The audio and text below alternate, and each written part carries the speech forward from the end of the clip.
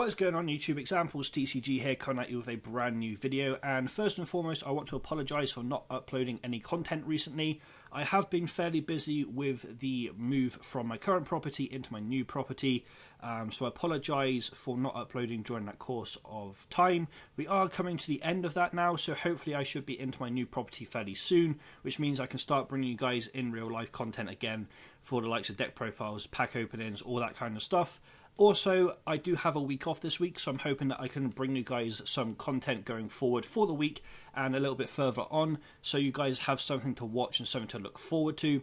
I'm trying to upload Yu-Gi-Oh, Pokemon and my trading card game content this week, so be on the lookout for that. If you are here for Yu-Gi-Oh, Yu-Gi-Oh is probably going to be the most prevalent, prevalent content at the moment due to being able to use the dueling book. Pokemon Online TCG I can use obviously for Pokemon if I wish to do so, which I might actually end up doing. And then obviously we have my trading card game, which I don't really need anything but a camera, the cards printed, and obviously myself. But we'll get into that when we get actually to those videos. But nevertheless, let's get on with today's video. Let's get on with what this video is going to be all about. And it is a deck profile of a deck that I'm currently building in real life. All the decks I'll be bringing you guys through the next 2 to 3 days are going to be decks I will be building in real life. I'll probably end up continuing to say that whilst I make the deck profiles, but I can't really bring you guys those deck profiles if I haven't got the cards. So I am actually now regularly going to my locals, because I actually have the time to do so, to be able to trade with people, to be able to get cards off of them for the decks. And then also I am looking online, such as eBay, all that kind of stuff, to see if I can pick up some cheap cards for the decks as well. But nevertheless, let's get into the deck profile. And as you guys could probably tell, it is a Lightsworn or a Twilightsworn deck profile today. Reason I'm making this particular deck is because I've always wanted to make Lightsworns, and I think the Twilightsworn engine adds a little bit more variety to the deck. I wouldn't say it's more consistent because you're still milling all the cards like you normally would. I just like the deck. I've always liked the deck. I've always wanted to build a Lightsworn deck, and I kind of now have the resources to do so through obviously my locals. The most recent booster set, which obviously has the reprint of JD, the reprints of Wolves, all that kind of stuff. I had Wolves anyway, but had all the the reprints of stuff, so I have access to the set itself, or the actual cards itself. Plus obviously the Twilightsworn stuff has come out in the most recent set, so I have actually got the access to be able to build these, or this particular deck and the other decks that I will be profiling further down the line. But nevertheless, let's get into this. I keep saying let's get into this and varying off. If I continue to click and drag the dark hole, which I just got rid of for some reason, but if I continue to click and drag that, it's solely and actually because this particular website likes to time you out if you haven't done anything recently. So that is why I will continue to click and drag the dark hole every so often. But nevertheless, as I keep saying, let's get into the deck profile. So first and foremost, you run 3 copies of Judgment Dragon. This card can win you the game on its own. It doesn't need to be you don't have to even touch your extra deck if you can obviously use Judgment Dragon, because Judgment Dragon is such a good card that it can win you the game on its own. If you guys have never seen Judgment Dragon before or never played against it before, basically it cannot be normal summoned or set. Must be I can't even speak. Special summon from your hand by having 4 more Lightsworn monsters with different names in your graveyard. You can pay 1,000 life points to destroy all other cards on the field.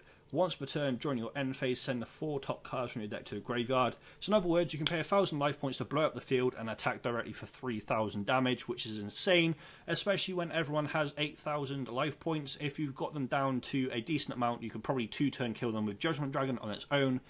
But it is the main card in the deck, hence why I run 3 copies of that. I then run 2 copies of Punishment Dragon.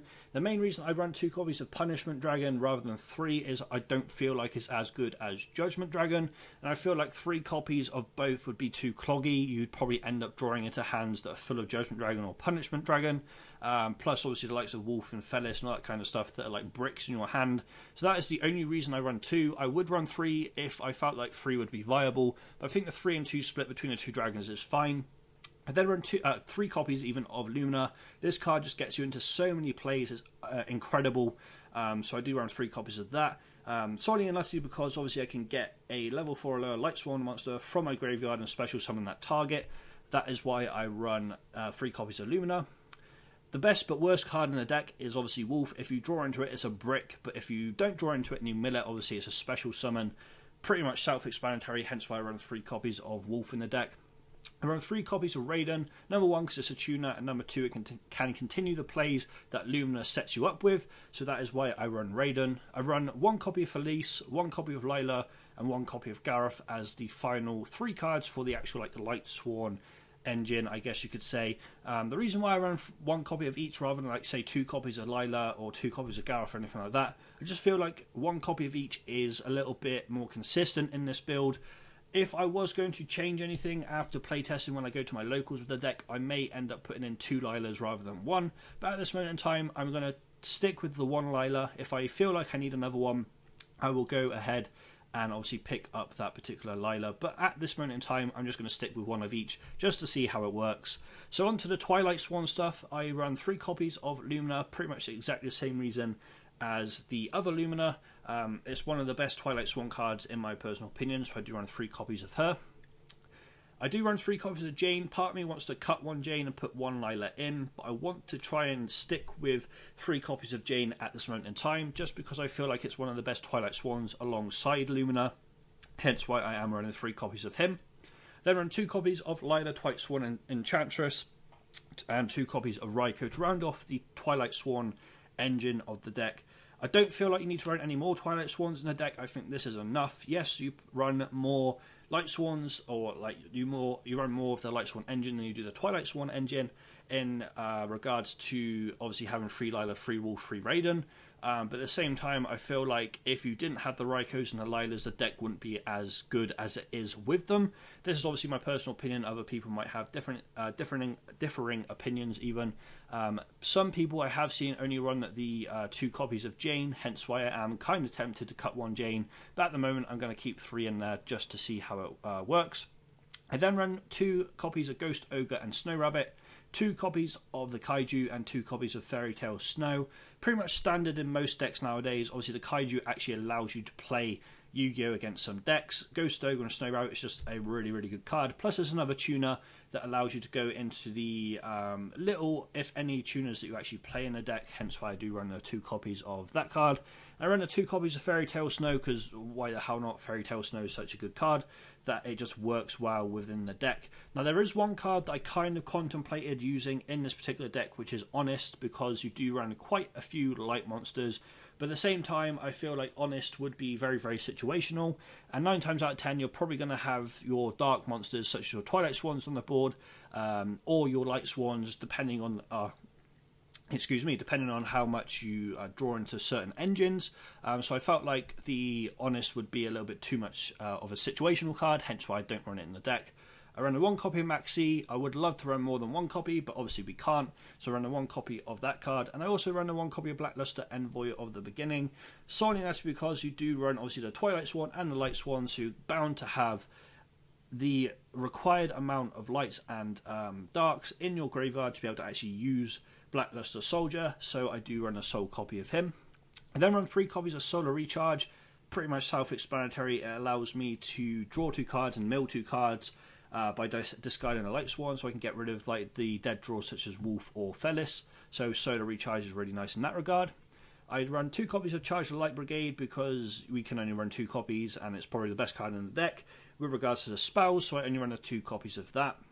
I run the 3 copies of March of the Dark Brigade because it's such a good card that I don't see why you wouldn't run 3 copies of it. If you guys don't know what it does, target 1 Lightsworn monster in your graveyard that has a level, add it to your hand, then banish a number of cards from the top of your deck equal to the original level of that monster in your hand. You can only activate 1 March of the Dark Brigade per turn.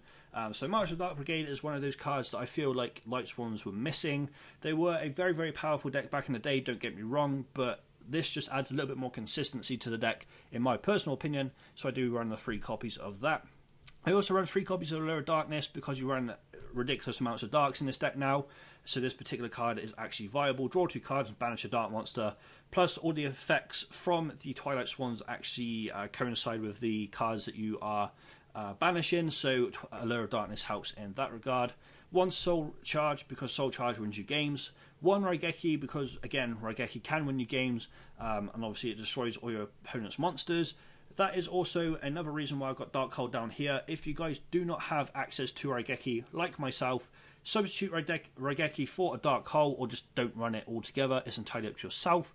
But at this moment in time, I don't have a copy of Raigeki, so I am running the Dark Hole in place of Raigeki in the actual physical build I have at this moment in time.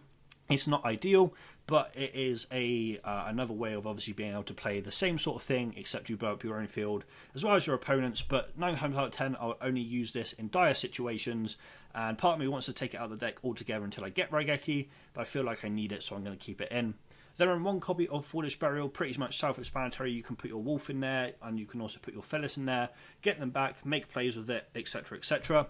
Now I only run 2 traps in the deck, and they're both breakthrough skills, just because breakthrough skill actually works really well in this deck in my personal opinion, hence why I do run the 2 copies of that. I have seen builds that don't run any traps whatsoever, but I do like to run the 2 breakthrough skills just for safekeeping. So onto the extra deck, and I run 3 Link monsters, which is 2 Link Spider and 1 Decode Talker. I would run other ones, but I don't know what other ones are viable within this particular deck.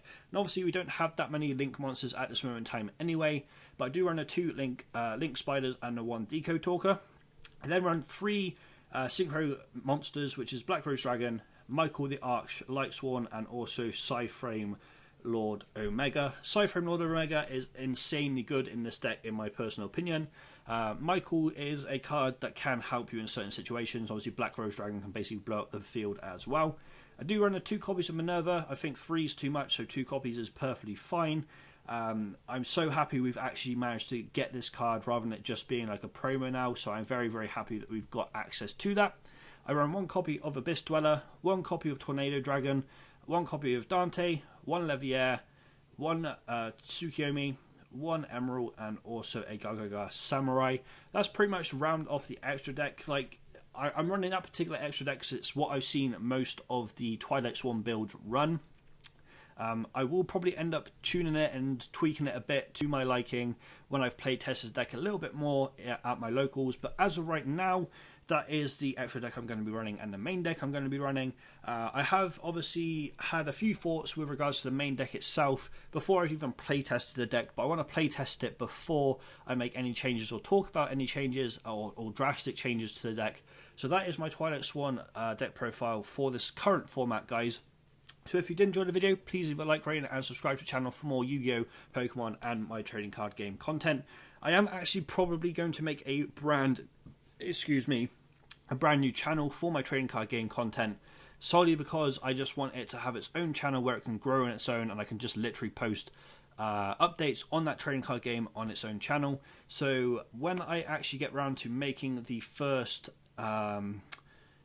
video for it, I'll upload it on this channel and also on the standalone channel, so that way if you guys are interested you can just pop across the standalone channel, subscribe over there, and then obviously get updates from that particular channel. But nevertheless guys, as I said, that is the end of today's video. Thank you so much for watching, and I shall see you in my next one.